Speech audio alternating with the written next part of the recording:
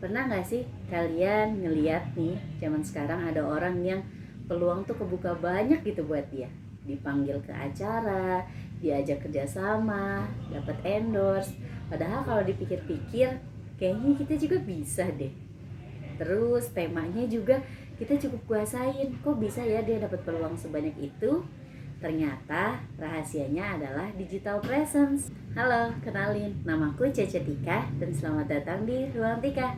Hari ini kita akan ngomongin tentang digital presence yang baik itu ya. Kalian juga mau nggak sih punya dapetin peluang yang bagus di zaman sekarang ini? Dapat endorse, kerjasama, atau juga dapat peluang kerja yang baik, terus kemudian dipanggil ke acara-acara buat ngisi sebagai pembicara. Nah, tapi ternyata di zaman sekarang ini ada ya yang berperan kuat banget, itu namanya digital presence. Soalnya kita hidup di zaman sekarang di mana orang bisa kenal kita duluan lewat digital walaupun belum ketemu kita langsung. Jadi zaman sekarang itu ternyata bukan cuma CV kita nih yang penting, bukan cuma bagaimana performa kita secara offline yang ketemu langsung gitu, tapi juga lewat jejak online kita. Contohnya dari sosial media kita, bagaimana kita bisa ngasih tahu persona kita tuh seperti apa gitu kan. Terus kemudian apa manfaat yang kita bisa berikan, sehingga itu bisa jadi gambaran ternyata teman-teman di zaman yang sekarang eranya sosial media ini.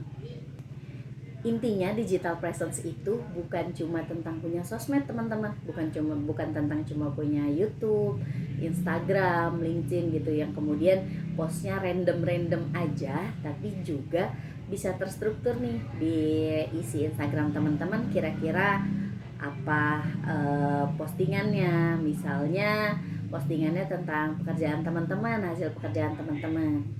Misalnya nih teman-teman anak desain dan teman-teman tuh jago desain, terus kemudian didokumentasiin dan diupload ke Instagram. Nah itu dunia bisa tahu kalau teman-teman ternyata anaknya desain banget ya, dan hasil desainnya itu cukup baik. Atau misalnya teman-teman guru, nah teman-teman ngupload tentang bagaimana keseharian teman-teman sebagai guru. Nah itu juga bisa banget jadi personal branding teman-teman.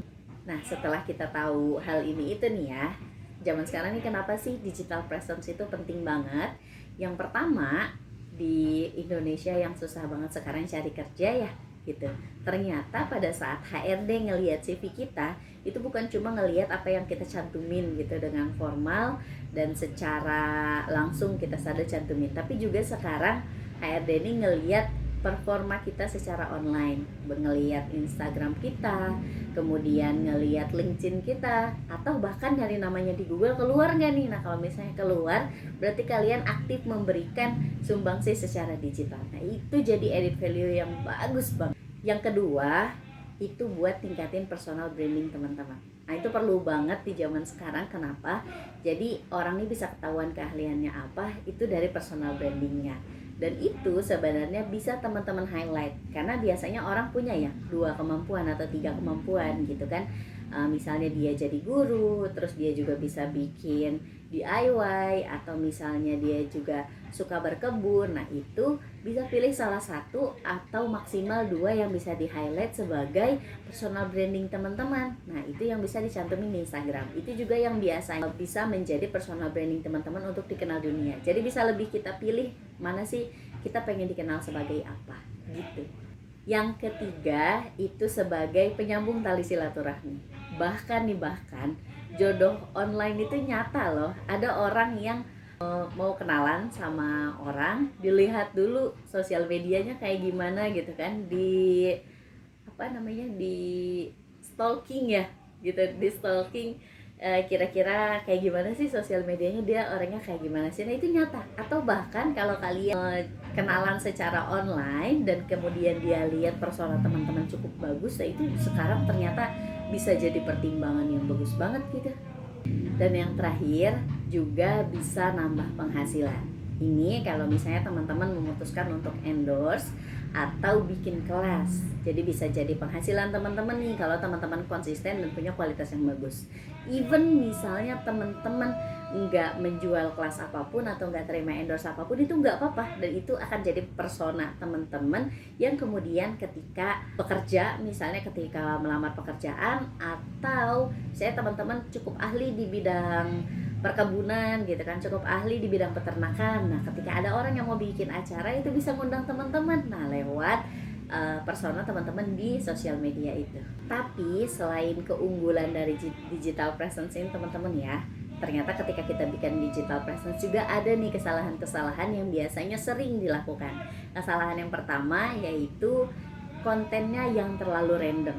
Misalnya hari ini teman-teman share tentang binatang peliharaan, besok teman-teman share tentang drama sama mantan gitu kan, besoknya lagi teman-teman share tentang perkebunan, besoknya lagi teman-teman share tentang makanan. Nah, itu random banget, sehingga kalau misalnya teman-teman belum punya nama yang cukup terkenal seperti artis-artis di TV nih, di masa-masa sebelum sosial media, itu kurang menarik orang untuk kenal dengan teman-teman. Karena biasanya di sosial media ini orang kenal sama kita ingin mendapatkan manfaat. Jadi kita mengenalkan dirinya dengan memberikan manfaat sama orang-orang yang mau kenalan sama kita atau follow, misalnya subscribe di sosial media.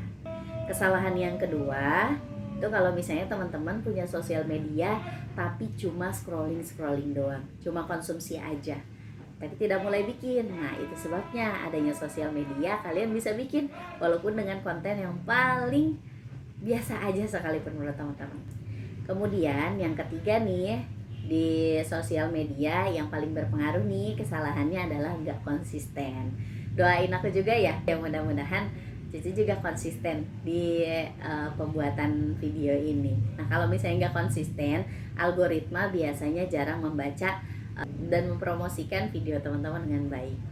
Terus kalau kita udah nyeritain keunggulan dan kesalahannya dalam bersosial media, gimana nih caranya kita bisa bikin digital presence yang kuat? Yang pertama, tentang personal branding. Teman-teman mau dikenal sebagai apa, dikenal sebagai siapa, dan apa yang teman-teman share dipilih di sosial media. Dan juga milih sosial medianya nih, apakah mau di Instagram atau mau di YouTube, sesuai dengan preferensi masing-masing. Biasanya orang kenalan sama kita tertarik dengan kontennya nih, belum tertarik dengan orangnya dulu.